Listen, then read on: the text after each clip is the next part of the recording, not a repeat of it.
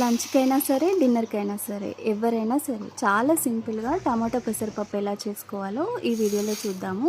ముందుగా పెసరపప్పు తీసుకొని తగినన్ని నీళ్లు యాడ్ చేసేసి బాగా కడిగేసుకోవాలి. ఇప్పుడు తగినన్ని నీళ్లు పోసి ఒక ఉల్లిపాయ, 4 పచ్చిమిర్చి, ఒక టమాటో చిన్న చిన్న ముక్కలుగా కట్ చేసేసుకొని పప్పులో వేసేసుకోవాలి.